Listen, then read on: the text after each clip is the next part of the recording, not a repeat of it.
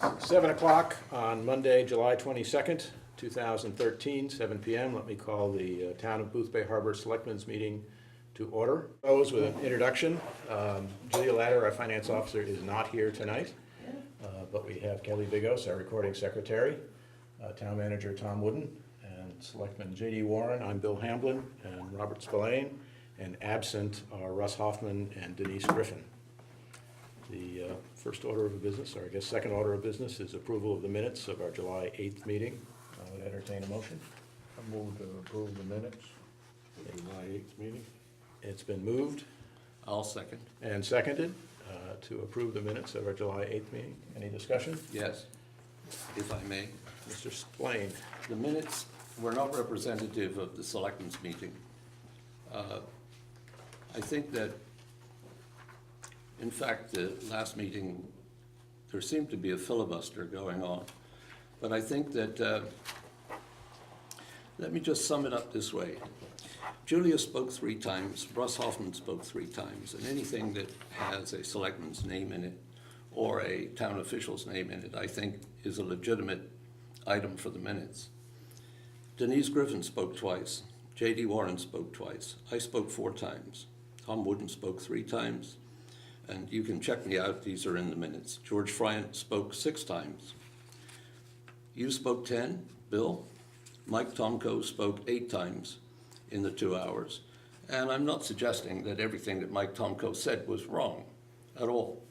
But there were a couple of interesting things. One that was Katrina. He notified us that Katrina had a motorcycle accident. And I'm glad you're feeling better. Frank spoke 16 times at the meeting. One lady in the audience spoke 1 time. As a summary, and I'll take this time if I may, Certainly. since we took 2 hours and 4 minutes to do our last meeting. The first public forum, paragraph 1, Mike Tomko noted that the harbor master boat and the pump out float was tied up at the town bridge or the footbridge. And he wondered why. Well, I wondered why something was sinking in the harbor the other day and went to the port committee. I think that is not an issue for the Board of Selectmen. Mike Tomko did talk about the Fish Pier ramp, and Mike Tomko talked about the appeals board meeting. Tomko talked about Katrina, as I said. Mike Tomko talked about the town manager's raise and wondered why the public couldn't be part of that. I'll get to that later. Chairman Hamblin, could not make the appeals board meeting, and that was still on first public forum, but paragraph 2. Frank Fassett, my apology. Frank Fassett, how not to use the word no. Frank Fassett, it's not just children. Older cyclists are also to blame. For what, said I. Frank Fassett, Gary from Atomic Studios.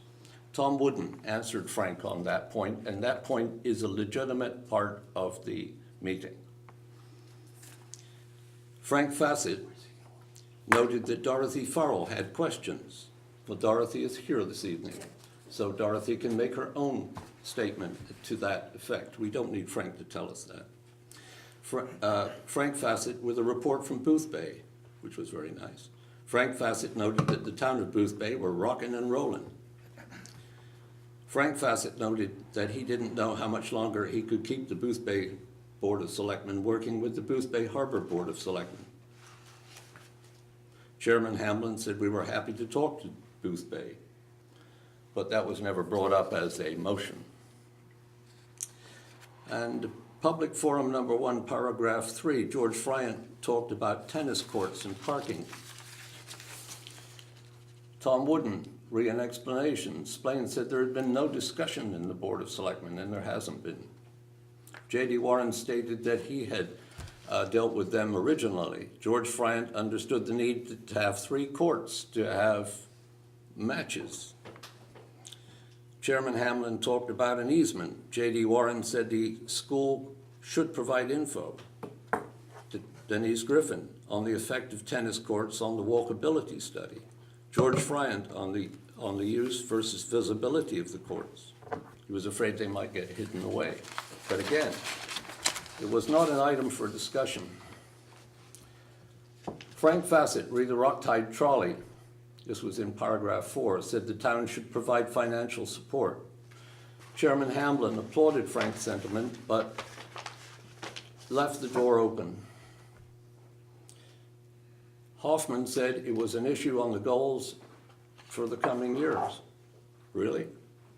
I didn't know about that one. George Friant suggested paying for advertising on the trolley. The one owned by a company? I'm surprised. Chairman Hamblin responded that it was a great idea. Still in the first public forum, we went to paragraph 5 of the minutes. If you have the minutes, you can follow this. Mike Tomko talked about a TV show. A lady in the audience says the chamber was on it. Then there was unfinished business, and that's a legitimate part of the minutes. There's no question of that. We talked about various things in that, but I won't go there. We went then on to public forum part 2. Paragraph 1, Frank Fassett on cultural change re-bike riding ordinances would not stop the problem. Admits thereby that there is a problem, I guess. Frank Fassett wants to reach out to Rotary. Frank now talks about economic development and Jim Chaosis. Frank talks about Jim saying he would work with Tom. Frank talked about variances, re-harbor theater signs. Frank talked about the fiasco on McSeagles. Tom commented on that. Chairman Hamblin commented on that. And I'll very quickly bring this to a close, since I've lost my place. Mike Tomko noted about highly qualified bicycle riders that want to talk about how to ride in Boothbay Harbor. Then we went to the second public forum, paragraph 3. George Friant wondered about bicycle laws. Chairman Hamblin answered. George had a question about public assistance, and Julia Latter answered. So having bored you with all of that, let me explain. There are certain rules appertaining to public discussion, and there are certain rules appertaining to how the Board of Selectmen do the business of the town, each town. From the MMA and our manual, the municipal officers have broad discretion in allowing the public to speak. Some have no formal policy, while other boards have written guidelines specifying the number of minutes allowed for public input or individual comment. The board should use whatever works best.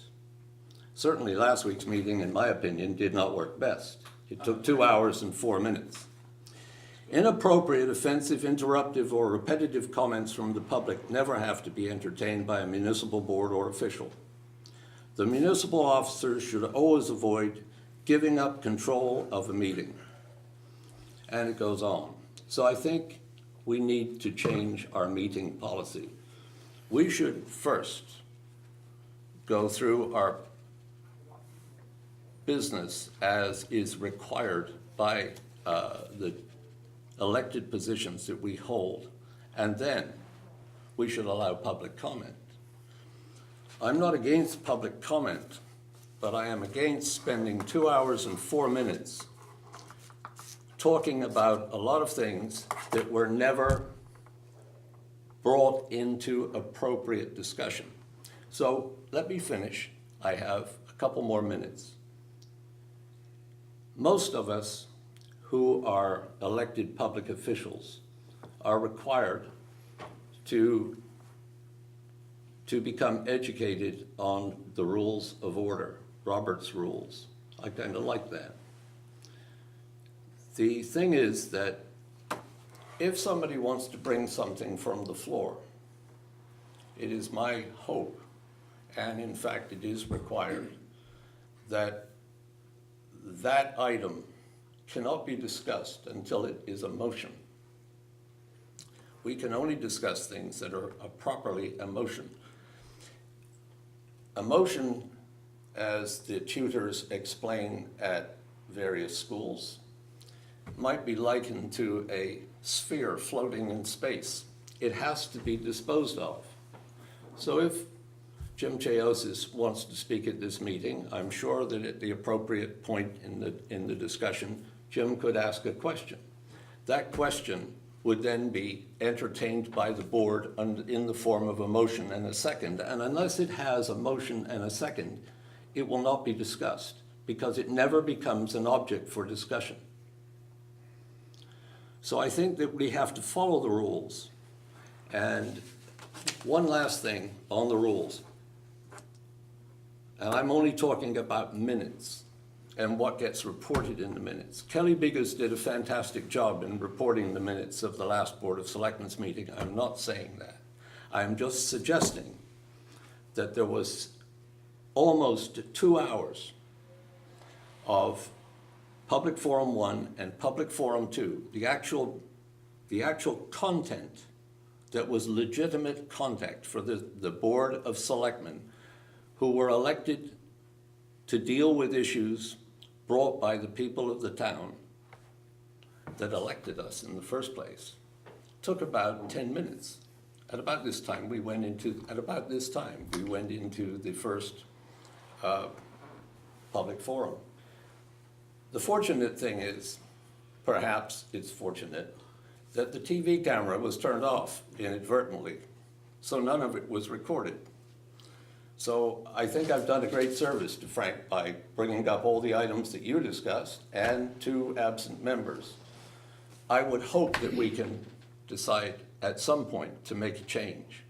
I move that we change as soon as possible the Public Forum 1 and 2.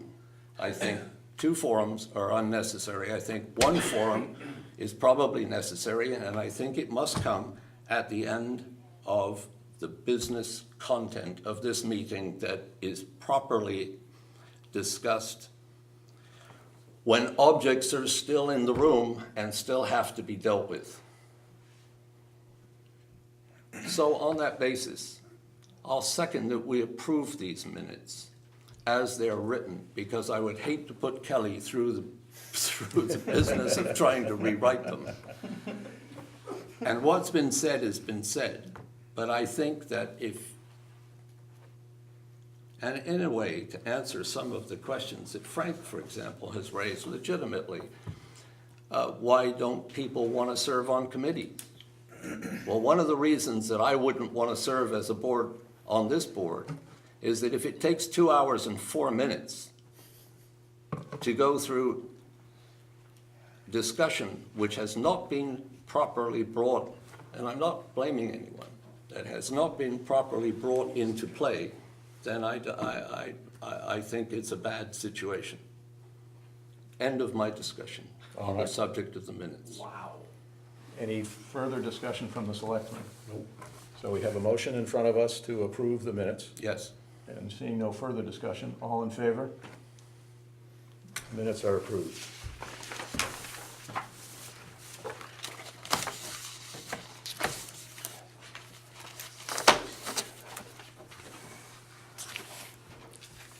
The next item on the agenda is the financials, and I'll turn the floor over to Tom. Thank you.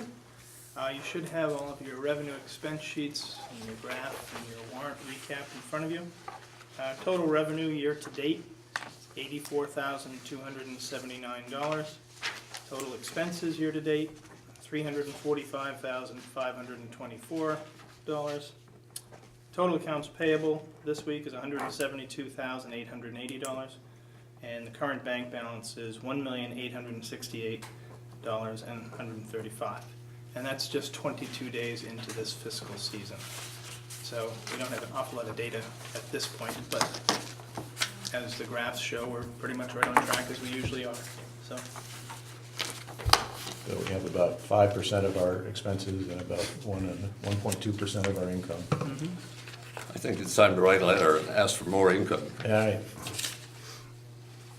But as you say, although it's early in the year, it all looks like it's on track. isn't much there. Yeah. Sorry, it's going to be automatic. I think No. we'll all get that letter in the mail. I'm sure a letter will be going out next month. Yeah. It's real good.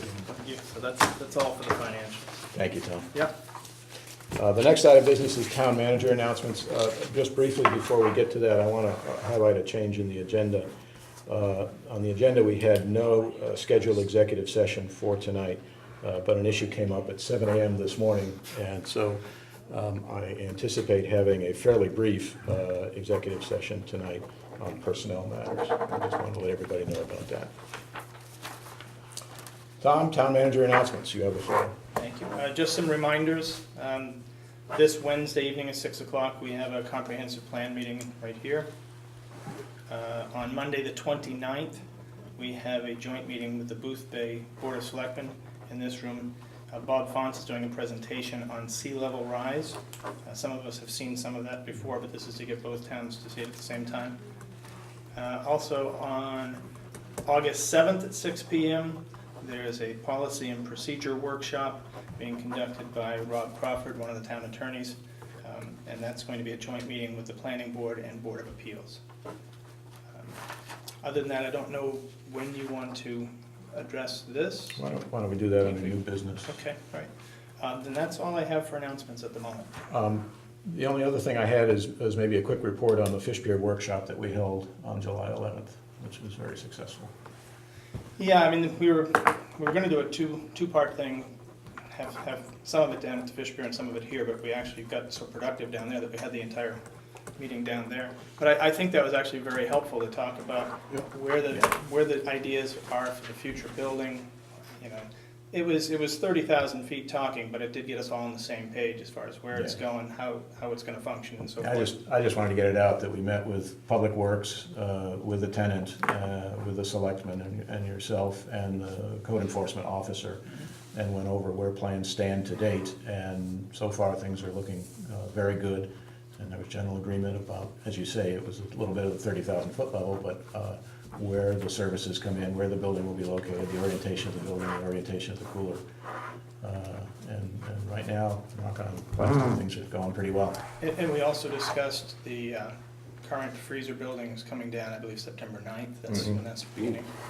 And we also discussed some of the removal of the concrete pad behind that building, and then Public Works would be joining in the removal process of that. Yeah.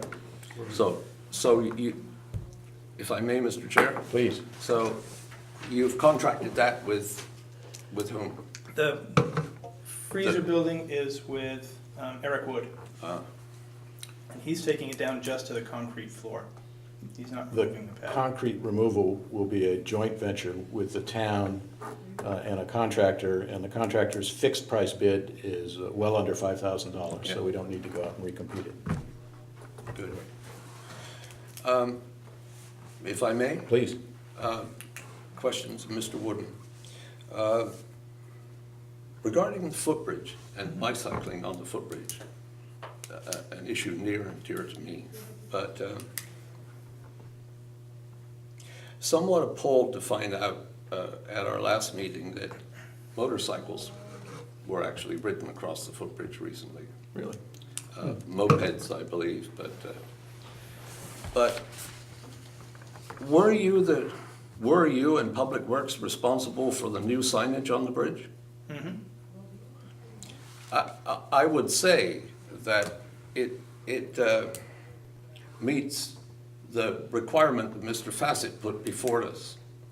So you can either have one kind of sign or another, it seems to me. But now there are two signs on each end of the bridge. There shouldn't be two. One is an official-looking proper road sign that says no bicycling, no roller skating, no da-da-da, and no da-da-da. The nicely engraved wooden sign, which is hard to read, it's about 1/3 of the way into the bridge, and there's another one on the other side about one third of the way into the bridge, says, when approaching pedestrians, dismount from your bicycle. Neither of those are the new signs. Pardon me? Neither of those are the new signs. Yes, they are. No, that's not. Then I suggest you walk the footbridge, Yeah, because they've just been put there since our last meeting. all right, I'll check. The signs are about that big, they're not painted, and they say, they in fact assume that permission is granted to ride a bicycle on the footbridge. The other sign, the more official sign that's been there for a long time, maybe 10 years, both of those signs say no riding on the footbridge. And it seems to me that you should look at the signs tomorrow. I'd be happy to meet you there about 5:30 in the morning, which is when I walk across the footbridge. But people are kind of smiling and saying, what should I do? What should I do? I am concerned more for the fact that the chief of police, Bob Hatch, proposed a ordinance. I don't know that I am ready to discuss that particular ordinance, certainly not at this meeting, there's only 3 of us. But I think that the day will come when somebody will be hurt on the footbridge with either a motor-powered bicycle or a bicycle. It is a footbridge, not a bicycle bridge. And when somebody is hurt, they will sue the town, and the town will be liable. I'm not suggesting that we have an ordinance that policemen stand along the bridge and stop people from riding bicycles necessarily. But I think that as long as there is no ordinance, there is no direction to the chief of police. And I think it's important that we do something like that to protect the town and to protect the 1.85 million that you have in the bank right now. That's my comment, and I'll leave it there.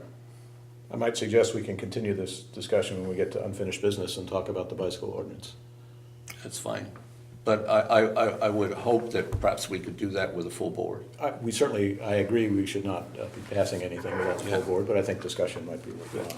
One more thing to add to that too is that, I mean, Frank had a very good idea at the last meeting, and that was to make the signs positive, but still, Right. you know. The signs that were ordered are not starting off with the words no, and they were positive messages. I don't think those signs have arrived yet. So I know there are some old ones down there that still say no bikes on the footbridge and so forth. I don't know assure these you, other ones. Tom, these 2 signs have been put there Yeah. within the Oh, I don't last. doubt you, but I don't know who did that. They're engraved wooden signs. The signs are about that thick, they're about that wide, and about that high. I should have taken photographs of them, Yeah. but they are Well, listen, 180 degrees out of phase with the official-looking sign. Sure, that's why we wouldn't have done that. Yeah. we have data here, we can find out who put them there and find out what we should I do. think that would be a good idea. Anything else? That's the town manager announcements. The next agenda item is public hearings. We have one victualler's license for Bayberry House B&B. I just wanted to take a few minutes and remind all of us, we've been a little bit lax, that this is a public hearing, and this is one of actually the 2 opportunities that the public has a legislated right to participate, the other being town meeting. So if anyone has comments on this licensing, this is the opportunity to speak up on that. As I said, we have only one application tonight. It's for Bayberry House Bed and Breakfast. It's a Class F victualler's license, and it is a new application according to this application. Make a motion that we approve that application. Second. It's been moved and seconded. Are there any comments from the selectmen? Seeing none. Any comments from the public? Seeing none. All in favor? Motion carries.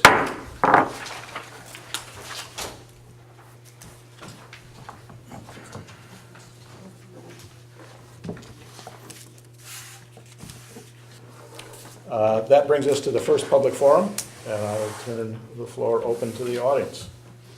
Dorothy? Well, I guess I'm confused.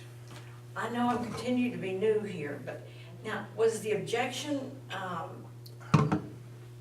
Mr. Splain, was the objection to, was it procedural or content that you objected to?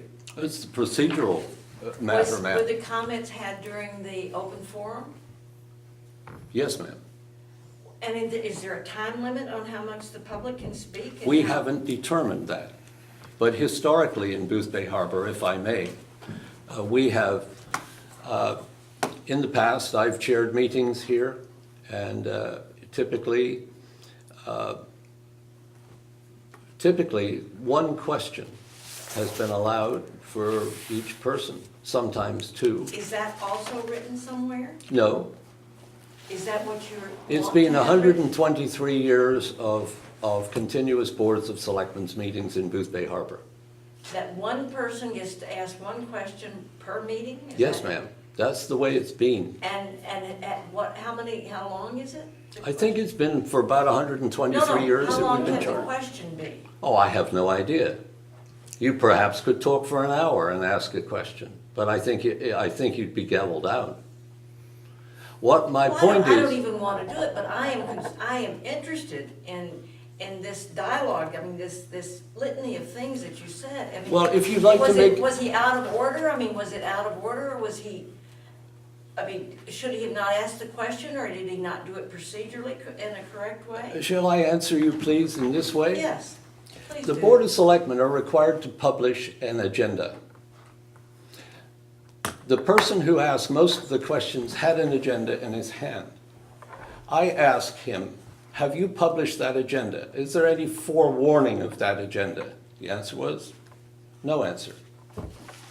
Is that me? Yes. Oh, I don't remember that part. I didn't have an agenda in my hand. The agenda's the same every week, and it has no details whatsoever on it. You So- read from a transcript. But that's not the issue, is it? No, I was just going by what you said. Well, If I may? Please, Let me finish my answer, if I may, Mrs. Farrell. If you have a question, place the question and let it go into the system so that there can be a vote by the board as to whether the question should be engaged upon in that discussion. And It's not your then town. it can be discussed. then if you have a question, you should ask, you should request time to question it? I think what he's saying is you need to get on the agenda. I think you should decide, I think the board should decide whether we want to hear that question. Each question. I disagree with that. Well, then you can, ma'am, and that's your privilege. Well, I understand that's my privilege, but, you know, I'd like some clarification of it. That's not satisfactory to me. I'd like to see where it's written that I can only ask one question, and now, do I have to ask? Dorothy, may I before attempt the to meeting? answer that? Yes, please. May I, Bob? Please.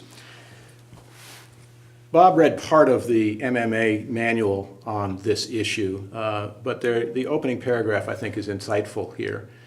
There's a section on public participation in these meetings, and it goes as follows. It says, "The right to know law requires that the general public be given full access to public proceedings, such as meetings of the municipal officers. But full public access does not mean an unconditional right of public participation. Public hearings, such as we just had on the licensing, and the town meeting are two occasions when the public is specifically allowed to participate. At board meetings which have not been advertised as a public hearing, the municipal officers can feel free to deliberate among themselves without entertaining comment from the general public." So in fact, under state law, there is no requirement to allow the public to speak. It's not a right, except at public hearings and town meetings. But MMA goes on to say, as you might guess, there may be valuable information gathering or public relations reasons for allowing people to speak, even if not legally required. And that's why we've always had a public forum. And up until 2 years ago, it was a single event, and then it became Single event at each meeting? occurring once in the meeting, okay? And then about 2 years ago, it got changed to occurring twice in the meeting. And what I heard Selectman Splain say is we should reevaluate that process because it seems to be taking an inordinate amount of time and perhaps as a distraction to doing some of the other work, about setting rules for the public comment, which is under the discretion of the selectmen at each meeting. And those rules can be widely varying from very vague to very specific. There are towns in the state that say only one question can be asked and you can only speak for 1 minute. That's sort of one end of the scale. And the other end of the scale is probably what we have had here in the past, which has sort of been open-ended discussion. And there may be a happy medium between those two endpoints. If I How would may. they be implemented? Would they be voted upon by the Board of Selectmen? Yes. To see if that's, Yes, and what I heard Yes. Selectman Splain suggest is that at our next meeting, that is an agenda item to be discussed among the selectmen, how we want to conduct our meetings. Yes, I would say in addition, not so much in addition, but If you have a legitimate question, then we should give you a legitimate answer. Appreciate that. But my point is, and I hate to talk to you sitting down, my point is that your legitimate question has to be distilled by the entire board, not by one of us answering the question, or Frank's question. They're all questions that may or may not be relevant. If they are relevant, then I believe that it is appropriate for this board, when it's doing business under Robert's Rules of Order, to determine whether or not that question can become a motion. And then it will go on the agenda. I'm sorry, but I find this offensive. I really do.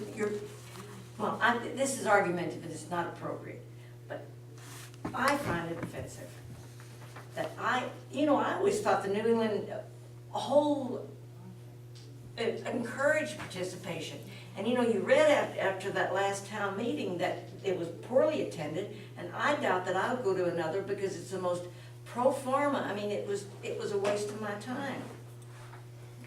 But I'm not making the rules. I'm sorry to hear you say that. I would be very interested in seeing the rules written down, and I think, excuse me, as would we. I think Yes. having them be so vague has been a detriment to our meetings. And you can see there's not very much interest in these meetings. I would like to, again, the MMA manual goes on to say the municipal officers have broad discretion in allowing the public to speak. Some have no formal policy, while other boards have written guidelines specifying the number of minutes allowed for public input or individual comment. We have no written guidelines, and I think we should have written guidelines. And so I would endorse the concept of putting this on our agenda for discussion and action in the future. Now, you may or may not like the outcome of that. It may be more permissive, it may be less permissive, it may be somewhere in the middle. But I certainly feel that we should codify it and have rules of our meeting, because otherwise it's inconsistent. And I need guidance to direct this as chair, and right now I have no guidance. And I appreciate that. I wonder if I could get a copy of that, what you're reading from, at some point. Speak to I just like Tom. to read it. Yeah. Now, I've gone from a position of not being terribly interested to being very interested. I see we've got you on a hook. See that? And I think if there was more chance of participation, I think you'd get more people coming out. I just think if the And I guidelines think it's poor for, that we don't have any more people here at this meeting. I think And if the- I haven't attended very regularly. I think if the guidelines for participation were clear, it would help us all. I do too, I agree. That's I appreciate that my very position. I would say this, just if I may, Please. one last thing. When you talk about public participation, there are certain things that will bring the entire town to this meeting. We know them very well, and we know what they are. Well, I don't. Oh, I think all you need to do is to review the history. There are certain meetings that are attended this room. I have been to many times when there's standing room only. So it depends largely what the subject matter is on any given evening. But that's my point, Mrs. Farrell. It's not to be argumentative. It's in fact to find a way, a proper way, that's consistent, that will get your questions. I'm ready to drop it and wait till, I will read Right. those. I'm ready to drop it now, but I want to read, I'd like to read those Please. comments. And then I'd like to understand the procedure by which you proceed to limit the public in their participation. The comments are not very long. You're welcome to come up after the meeting I'll be glad to. and read this, and I can talk with you some more. Anybody else on public forum? Frank? Of course. I'll try to be brief. I think we're overthinking this, okay? Some meetings go a long time, some don't. A lot of times, Mr. Splend, they go a long time because you go on and on and on about parliamentary procedure and MMA manuals and all that kind of stuff, and that's fine. But I mean, you and I are the ones, I guess, that really can drag these things out. Some of the meetings are very short. I'm not surprised the last meeting was long, and there was a lot to go over. I mean, there were a lot of, and I'm offended by you saying that you were somewhat happy that the television wasn't on. Because I learned a lot from that meeting, a lot about the tennis courts, a lot about the footbridge. There was a lot of stuff that affected a lot of people. And for you to try to decide what's important, that's not your position to try to decide, or my position to try to decide it. And I think that an open forum, and I think it's handled pretty well here most of the time. We're not talking over each other, we're not screaming at each other, we're not being rude to each other. You let us talk, we let you talk. And so we had one meeting that was 2 hours and 4 minutes. And that's gonna happen from time to time. The fire chief meetings, all of those meetings went on and on and on. And to come up with all these written rules, I mean, the reason that we went to 2 forums is because we had one forum. You can't tell from the agenda what you guys are gonna talk about. You can't, your agenda is not good, okay? I can compare it to tons of other agendas. You just list what's gonna be talked, not even specifically what's gonna be talked about. I mean, read from it. You can't tell, nobody could tell, there's not one specific thing on there. I disagree with you, Frank, but go ahead with your Okay, message. you read the agendas from like the town of Boothby, and they tell you line by line by line what they're gonna talk about specifically. So the reason we put 2 forums is because the public forum, we'd speak, and then all of a sudden you'd go over all this stuff and we couldn't speak again. So maybe the start would be to get a more specific agenda, but I mean, it's an aberration when it goes that long. I mean, you know, I sat here too. So, I mean, I was right there with you, all of you. But it's, I don't think it's that big of a deal. But I mean, you guys are gonna do what you want, but, you know, and I wish there were more people here. And I'd like to think that a lot of people care about what happens, but if you wanna try to shut us down even further, then what is our forum? I mean, how do we do it? We're gonna come meet with you guys and try to get and put it through the distillery, and to see if it's gonna make our questions gonna be granted. I mean, come on, we're in a small town, you know? We should be able to talk about this stuff. Thank you, Frank. Anyone else? Yes, I'll answer Frank. I might as well. You said that this is what makes the meetings go on. I would say, now, what you've just said, can the board discuss that? I don't see why not. Does somebody want to make a motion to discuss? Is there a question? You see, you've got to place it in the form of a question, I think. It's no wonder we can't get anywhere with government. We just talk about it. You know, go on. We got your point. Then I won't I answer. hope you got mine. All right. Anyone else? I yield. Going once, twice? The next item is unfinished business, and under unfinished business, we had listed the bicycle ordinance.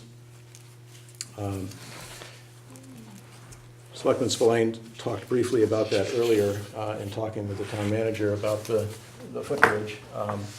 I guess I would like to report I had a conversation with Chief Hash, and under my personal view now, as one of 5 selectmen, I think is consistent with what Bob said earlier, in that when this issue first arose, whatever you feel is the level of problem associated with bicycles in Boothbay Harbor, to me, the important thing is, and in fact, we had no ordinance to support our police in enforcing the fact that people shouldn't ride bicycles in a unsafe manner. And we ought to fix that. I'm not saying we ought to fix that because I think bicycles are rampant. I'm not saying I think we ought to fix that because bicycling is bad. In fact, on the contrary, bicycles are good for this town. They help our parking situation, they're lower pollution, they're good exercise, and the vast majority of cyclists are careful and do well, and it's a real boon for the town. Nonetheless, I think as a procedural issue, it's unfair to the police to expect them to monitor the 1% or whoever it is that are causing some problems without having some underpinnings in ordinance. And the ordinance can be very, very simple. There is, under state law, under Title 29, legislation that allows the police to enforce bicyclists who are on our public ways, going the long way up a one-way street, riding to endanger. That's not an issue. But the footbridge is an issue because it's a unique structure and isn't referenced in any sort of state law. So if we want to have people walking their bicycles on the footbridge, we need to have an ordinance to say that. And it probably wouldn't hurt to have an ordinance to preclude riding bicycles on the sidewalks, since our sidewalks get very densely packed, and I think it's generally unsafe. Again, Chief Hash is understands the necessity to have some underpinnings, but by and large, he's actually a supporter of cycling within the town, and I agree with him on that front. So that's where we stand. Bob, you suggested earlier that it would be inappropriate to move forward without a full board, and I would tend to agree with you. I think that you have to look at it also from both sides of the issue. I think that, especially in this time of the year, there are an awful lot of people that use the footbridge for recreational purposes, and there are people that are walking in both directions. And it's not a huge problem. Most people riding bicycles, when there's people in front of them, stop and walk the bicycle past them. But a number of people don't, and it's those people that can create some problems. I'm only concerned about the fact that it's very easy to be startled by a bicycle when you're walking and or jogging across the footbridge.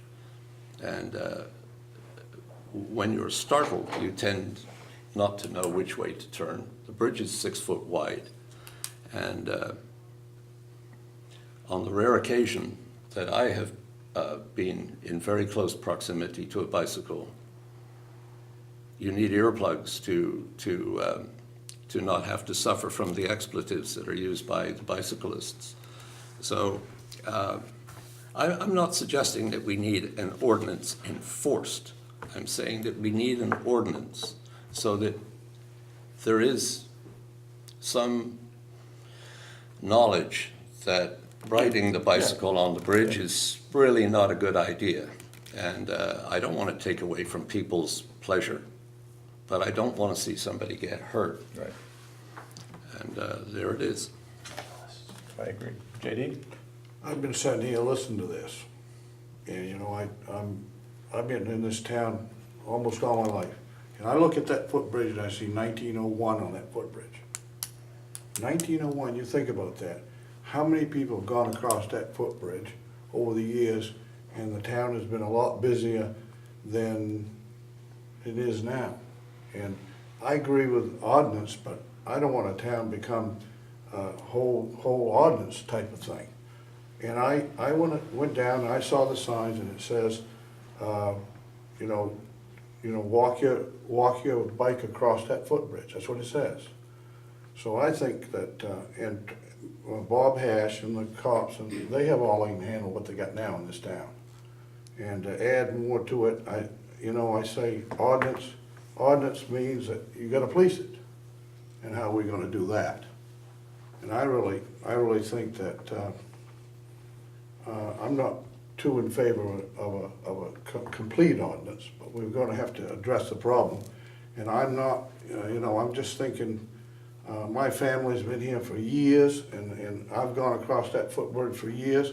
Maybe Bob had problems, but the other day I was there, and it was two women going across the bridge, and they said, excuse me, I have my bicycle. I thought that was good. But I've had more of a positive note going across that footbridge than probably anybody. And I'm around town a lot. So, I think the board has to meet. We have to decide what we're gonna do with these ordinance. I don't want to become a town of an ordinance, because that's not good for business. I really don't. That's my comment. Thank you. Any other comments? We ready to move on to the next? New business. Under new business, we have an application for a planning board position. All I can tell you is that the gentleman came in the other day, eager to be on the planning board. He's new to the community. I didn't get to meet him personally. I was on the phone, but I could hear him out at the counter. And based on his willingness to serve and he seemed very excited about serving. And we certainly need as many members on our planning board and appeals board as we can get. I would recommend that we appoint Mr. Chris Swanson as a permanent member of our planning committee. For the record, his application says, having lived in several different countries, I feel I may have a helpful perspective on planning issues in our community. having a wife who is a certified town planner in Britain for the past 30 years, I have also assimilated knowledge concerning a range of planning policy and problems through osmosis. Finally, I just am eager to be involved in helping to make Boothbay Harbor the best community it can be. Good sentiments. I would entertain a motion. I move that we approve this application. Second. It's been moved and seconded to approve this application to the planning board. Any further discussion from the selectmen? Seeing none, all in favor? It's unanimous.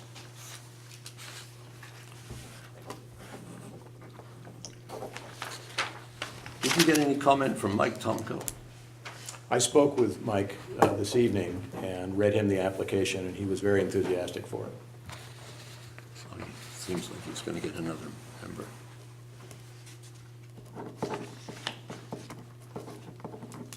Anybody have anything else under new business? That brings us to the second public forum. I'll once again open the floor to the public. I don't think so. Going once, going twice.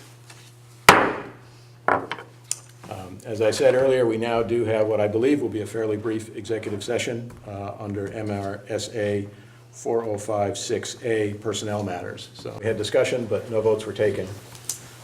And we will now move on to warrants. I move we approve the warrants upon their review. Second. It's been moved and seconded to approve the warrants upon review. Any discussion? Seeing none, all in favor?